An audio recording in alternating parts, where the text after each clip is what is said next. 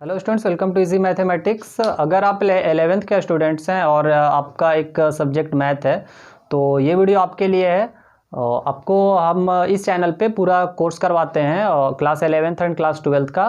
तो आप इस चैनल को अगर अभी तक सब्सक्राइब नहीं किए हैं तो आप चैनल को सब्सक्राइब कर लें और इस चैनल से जुड़े रहे। हमेशा आपको पर डे आपको वीडियो मिल जाया करेगा एक टाइम पे, और आप क्लास को अटेंड करें।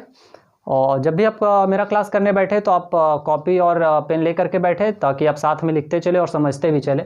आज का जो हमारा टॉपिक है वो है सेट। सेट जो है एक बहुत ही इंपॉर्टेंट चीज़ होता है और आप लोग के लिए नया भी है। क्लास 10th में आप नहीं किए हैं और क्लास 11th का ये मेरा पहला क्लास है। आपको सारा क्लासेस का जो शेड्यूल है वो प्लेलिस्ट में आपको रहेगा, पार्ट वाइज वहाँ पे प्लेलिस्ट बनाया हुआ है, उसमें आप जा करके देख सकते हैं। आज हम लोग पढ़ने वाले हैं सेट। आखिर सेट क्या है? ओके, जब आपको सपोज दैट कि कुछ कलेक्शन आपके पास है, किसी नंबर का कलेक्शन है, बहुत बड़ा बड़ा आपके पास कलेक्शन है, जैसे एक स्कूल में जितने स्टूडेंट्स उसका संख्या हो, या फिर और कुछ भी हो, इंडिया में जो है सो कितने जैसे पॉपुलेशन है, ये सब सारे रिलेटेड चीज़ें। तो अगर आपके पास एक कलेक्शन हो तो आप कलेक्शन को कैसे रिप्रेजेंट करेंगे? ओके, तो सबसे पहले हम यहाँ पे सेट के डिफिनेशन से चलते हैं। इसका डिफिनेशन से लेकर के चलते हैं। इसका डिफिनेशन क्या है? तो सेट किसे कहते हैं? What's the set? सेट कहने का मतलब होता है a well defined collection of objects. A well defined collection of object is called set. A well defined collection of objects is called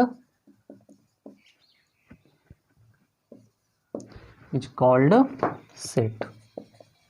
यहाँ पे जो का मेन पोर्शन है इस डिफिनेशन का वो ये है, वेल डिफाइंड।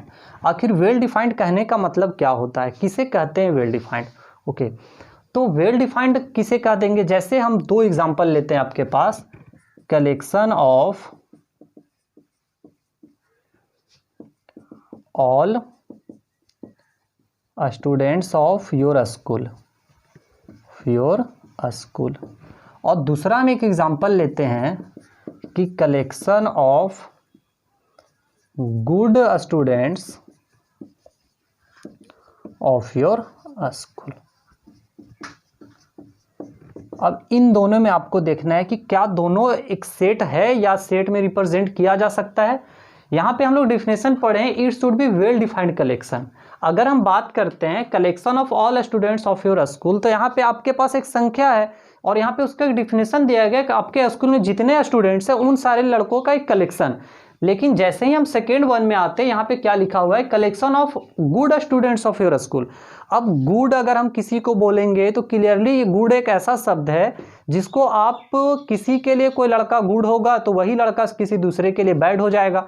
मतलब ये डिसाइड करना मुश्किल हो जाएगा कि कौन लड़का गुड है कौन लड़का बैड है, क्योंकि गुड होने का या अच्छा होने का कोई क्राइटेरिया तो होता नहीं है कि ऐसा है या फिर इस तरह का। अगर मान लो कि आपको क्राइटेरिया रख देते हैं जैसे कि इतना परसेंटेज मार्क्स लाने वालों को गुड कहा जाएगा, तो वो फिर वहाँ पे गुड जो होता है वो तो खत्म हो जाता है। वहाँ पे क्राइटेरिया आ गया कि इतना परसेंट लाने वाला।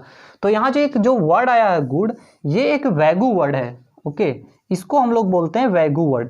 वैगू वर्ड का मतलब होता है धुंधला सा वर्ड जिसका क्लैरिटी नहीं होता उसके मीनिंग में। आखिर अलग अलग लोगों के लिए इसका अलग अलग हो सकता है। जैसे कोई स्टूडेंट किसी के लिए गुड है तो वही स्टूडेंट किसी के लिए बैड हो सकता है। अगर क्योंकि इसका कोई अच्छाई हो या बुराई का कोई तो पैरामीटर होता नहीं है, ठीक है। जैसे कि अगर कोई बदमाश लड़का है तो क्लियरली है कि वो बदमाश लड़कों के लिए अच्छा, उसका चूंकि ग्रुप का है तो बोलेगा कि ये अच्छा लड़का है। लेकिन वही लड़का जो है सो बाकी अगर शांत लड़का को है तो उसके लिए वो बुरा हो जाएगा। तो इस तरह से हम लोग कह सकते हैं कि ये जो है ये एक वेल डिफाइंड कलेक्शन है। ये क्या है? जो है सो वेल डिफाइंड कलेक्शन नहीं है। तो इसको ये क्या बोलेंगे कि ये एक सेट बनेगा, ये एक सेट नहीं बनेगा। ओके, तो इस तरह से हम लोग फाइंड करेंगे। तो आज का क्लास में हम आपको मेन इसी तरह के कुछ एग्जांपल्स को लेकर के बताते हैं कि कौन सेट होगा कौन सेट नहीं होगा। हम लेते हैं कुछ एग्जांपल्स और आपको उसी में समझाने का कोशिश करते हैं कि कौन सा आपका जो है सो कलेक्शन है जो सेट है और कौन सा नहीं है। ओके, अब यहाँ पे हम कुछ एग्जाम्पल लिए हैं। आपको डिसाइड करना है कि इसमें कौन कौन सेट है और कौन कौन सेट नहीं है। डिफिनेशन के आधार पे यहाँ पे करना है। हम लोग एक एक कर करके एग्जाम्पल पे चलते हैं। The first one is the collection of all natural numbers less than 50। आपको हम क्या बताएं कि वही चीज सेट होगा, वही कलेक्शन सेट होगा जो एक वेल डिफाइंड होगा, जिसका एक डिफिनेशन होगा, वो अलग अलग लोगों के लिए अलग अलग नहीं होगा उसका मीनिंग, वो सभी लोगों के लिए इक्वल मीनिंग मायने रखेगा। तो यहाँ पहला लिखा हुआ है the collection of all natural number less than 50।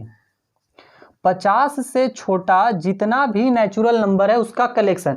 Clearly है कि यहाँ 50 से छोटा एक तो क्राइटेरिया दे दिया गया कि 50 से छोटा होना चाहिए, नेचुरल नंबर होना चाहिए, तो ये तो सभी के लिए एक होता है, ये कि वेल डिफाइंड चीज है, तो ये हमारा एक सेट बनेगा, पहला सेट बनेगा। The next one is the collection of good hockey players in India. इसको आप सोचिए क्या होगा, कि देखिए ये सेट होगा या नहीं होगा। यहाँ पे लिखा हुआ है the collection of good hockey players of India. Look है, इस वर्ड पे आप तो ध्यान दें, good hockey players. How can anyone decide which is who is good और नॉट? कैसे आप डिसाइड करेंगे? आप जब क्रिकेट देखते होंगे तो उसमें देखते होंगे कि कुछ लोगों को राहुल द्रविड़ पसंद है, तो किसी को सचिन तेंदुलकर पसंद है।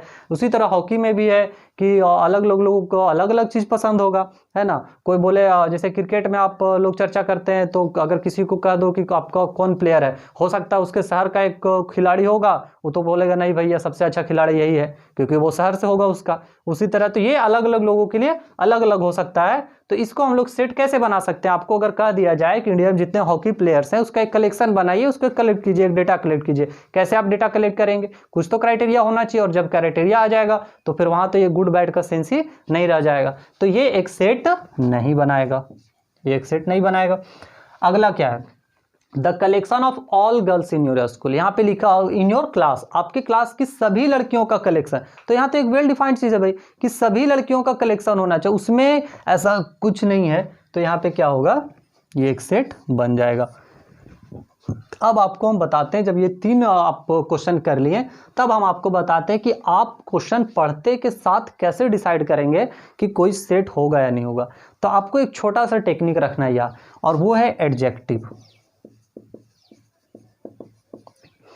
अगर कलेक्शन में जो आपके पास सेंटेंस दिया है, अगर कहीं भी एडजेक्टिव वर्ड आ जा रहा है, ठीक है, उसका जो क्राइटेरिया दिया गया है वो एडजेक्टिव बेस्ड है, तो वो सेट नहीं होगा। क्योंकि एडजेक्टिव का जो होता है, चाहे कोई भी एडजेक्टिव हो, उसका क्लियर डिफिनेशन नहीं होता है। जैसे अगर आपको हम समझाते हैं छोटा सा एग्जांपल लेकर के, सपोज दैट आपको हम ले लेते हैं रिच का, ओके, रिच, अमीर का। हम तीन आदमी का एग्जांपल लेते हैं। सपोज दैट एक आदमी ए है, एक आदमी बी है और एक आदमी सी है। ए के पास जो सालाना इनकम है वो सपोज दैट इसके पास हम ले लेते हैं 2 लाख है, बी के पास जो सालाना इनकम है वो 3 लाख है, और सी के पास जो सालाना इनकम है वो 4 लाख है।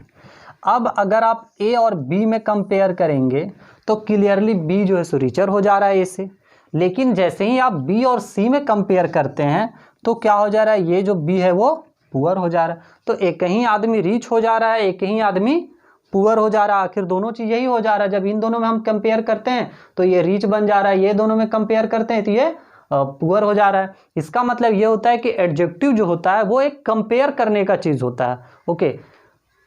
तो उसी आधार पे अगर आप बस इतना आपको याद रखना है कि अगर जो कलेक्शन में जो आपका क्राइटेरिया दिया गया है वो कहीं एडजेक्टिव पे तो नहीं है, अगर एडजेक्टिव पे होगा तो वो सेट नहीं बनेगा। बस इतना सा छोटा सा चीज आपको याद रखना है। अब नेक्स्ट में आ जाते हैं। क्वेश्चन है the collection of most talented writers of India. Look here, most talented, this is an adjective, और यहीं से हम बोल देंगे ये सेट नहीं बनेगा।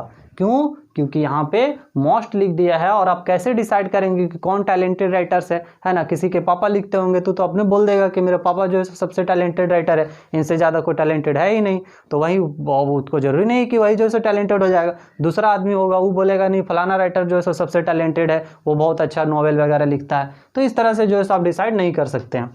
The next one is the collection of difficult topic. देख के आपको समझ में आ गया होगा ये सेट है या नहीं है, ठीक है, बताइए क्या है। क्लियरली ये सेट नहीं बनेगा, क्योंकि एक क्लास में जो है सो कितने सारे स्टूडेंट्स होते हैं, और कोई टॉपिक किसी को आसान लगता है तो वही टॉपिक किसी को डिफिकल्ट लगता है। तो यहाँ पे भी डिसाइड नहीं कर देख सकते हैं कि कौन टॉपिक जो है सो डिफिकल्ट है, कौन आसान है, और इसका भी कलेक्शन सेट नहीं बनेगा। नेक्स्ट आते हैं the collection of all months of year beginning with letter J. साल का वो हर महीना का कलेक्शन जिसका पहला लेटर जे होता है, तो ये तो फिक्स है क्योंकि यहाँ क्राइटेरिया दिया हुआ है जे से स्टार्ट होने वाला। तो जे से स्टार्ट होने वाला कौन कौन मंथ हो जाए आपका, जनवरी हो जाएगा, उसके बाद फरवरी और मार्च अप्रैल ये सब तो होगा नहीं, मई नहीं होगा, जून होगा, जुलाई होगा, बस 3 ही। तो ये 3 फिक्स्ड है और ये हमेशा फिक्स रहेगा, तो ये जो है सेट बन जाएगा। अगला आते हैं collection of novels written by Munshi Premchand. Okay, Munshi Premchand के द्वारा लिखा गया सारा नॉवेल। ये नहीं बोला कि मुंशी प्रेमचंद के द्वारा लिखा गया सबसे अच्छा नॉवेल, अगर वो बोल देता तो ये सेट नहीं होता, लेकिन सिर्फ ये बोला है कि मुंशी प्रेमचंद के द्वारा लिखा गया जितना नॉवेल्स है उसका कलेक्शन सेट होगा या नहीं होगा। तो क्लियरली है क्योंकि उनका भी तो एक फिक्स्ड होगा, एक क्राइटेरिया दिया हुआ है कि जो वैसे बुक जो मुंशी प्रेमचंद लिखे हैं, तो ये भी एक सेट बन जाएगा। अगला आता है a collection of most dangerous animals of the world. दुनिया के सबसे ज़्यादा डेंजरस एनिमल्स डिसाइड कर सकते हैं क्या? नहीं, पता चलेगा उसके सामने बेयर ग्रिल्स को ले जाओ तो जो है सो सबसे डेंजरस जो सांप होता है उसको भी पकड़ के पता नहीं क्या करता है, खा जाएगा तो कुछ भी करेगा। तो वही एक आम इंसान के लिए घर में छिपकली भी होता है, तो अगर किसी से पूछ लो तो हो सकता है वो उससे पूछो कि सबसे ज़्यादा डेंजरस क्या होता है, तो बोल दे कि छिपकली सबसे ज़्यादा डेंजरस होता है। तो कहीं दूसरा जो हमेशा जंगल में रहता है उसके लिए शेर भी डेंजरस ना लगे, ठीक है। तो ये अलग अलग लोगों के लिए अलग अलग होता है, तो ये जो है सो सेट नहीं बनेगा। And the next one is the collection of prime integers, है ना। जो प्राइम नंबर है और इंटीजर है ये भी एक डिफाइंड किया हुआ चीज़ है। जैसे प्राइम इंटीजर्स आपको बोला जाएगा तो आप क्या क्या लिखेंगे, प्राइम नंबर होना चाहिए और इंटीजर्स होना चाहिए। तो जितने आपका प्राइम इंटीजर्स ले लेते हैं तो प्राइम नंबर कहाँ से स्टार्ट होता है, 2 से स्टार्ट होता है, 2 हो जाएगा, 3 हो जाएगा, 5 हो जाएगा, 7, 11, 13, इस तरह करके जो ये फिक्स चीज़ है। तो आज आप सीख गए हैं कि हम कैसे डिसाइड करेंगे कि कोई कलेक्शन सेट बनेगा या फिर नहीं बनेगा। आई होप कि आपका ये जो चीज़ है वो क्लियर हो गया होगा। आप कोई भी बुक उठाएंगे तो इतना से ज़्यादा आई डोंट थिंक कि एग्जाम्पल रहेगा, हम सारा लगभग जो है सो एग्जाम्पल करवा दिए। इसी तरह आप भी अपने मन में क्वेश्चन अराइज कीजिए। ओके, जैसे कि जब आपको बोल दिया जाएगा कि सभी लंबे लड़कों का कलेक्शन, तो उसमें वो बनेगा कि नहीं बनेगा। क्लियरली जो वहाँ टॉल लिख दिया है तो टॉल जो है सो एक एडजेक्टिव वर्ड हो जाता है और एडजेक्टिव वर्ड का जो है सो सेट नहीं बनता है, क्योंकि वहाँ पे अगर आप टॉल बोलेंगे तो एक मान लेते हैं एक लड़का होगा 5 फीट 4 इंच का, एक लड़का 5 फीट 2 इंच का होगा, एक 5 फीट 6 इंच का होगा। तो ये जो 5 फीट 4 इंच वाला बोलेगा कि हम लंबा है 5 फीट 2 वाला, तो वही 5 और 6 वाला बोलेगा कि हम लंबा है उससे, तो वही एक ही लड़का लंबा एक ही लड़का सेम छोटा हो जाएगा। तो इस तरह से आपका ये आई होप कि क्लियर हो गया होगा।